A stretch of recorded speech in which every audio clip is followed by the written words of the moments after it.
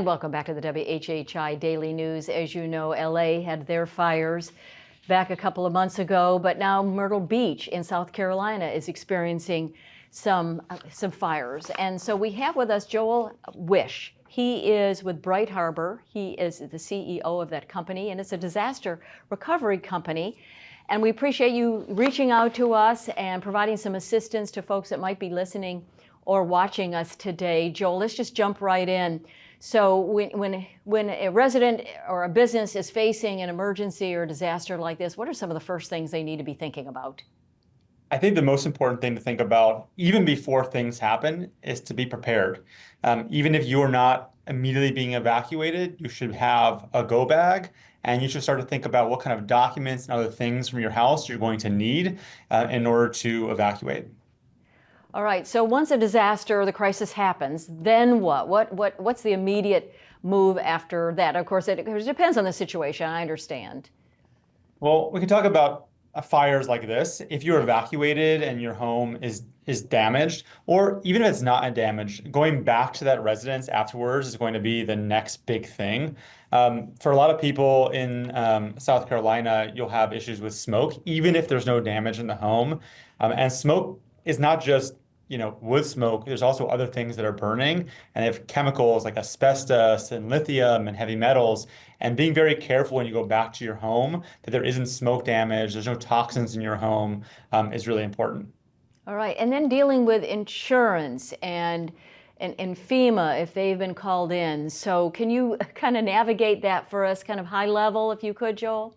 It's definitely a crisis, but the first thing that your listeners should be thinking about is that when you're evacuated, those evacuation expenses are normally covered by your insurance company or often by FEMA as well. And so making sure that gas, other expenses you have for hotel rooms or anything else is you keep receipts and you document it so that you can get reimbursement if that's a possibility.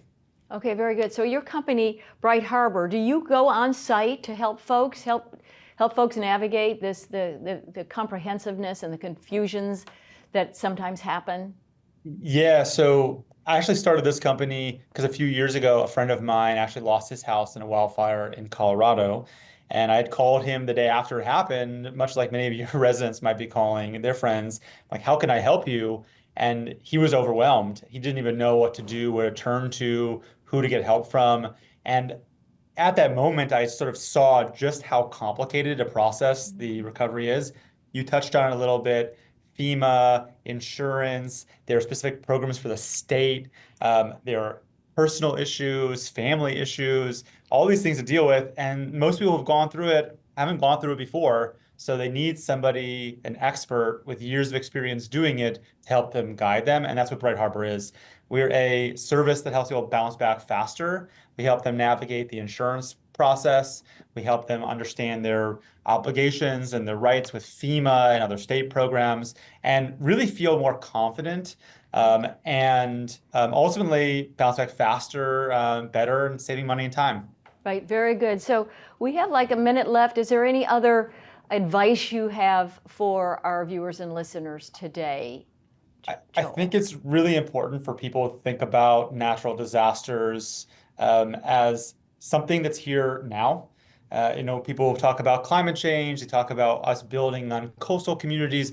There are all these actually mega trends that are happening right now that are pushing more and more damaging disasters. Last year, we had 27 disasters in the United States were over $1 billion. The year before was 28.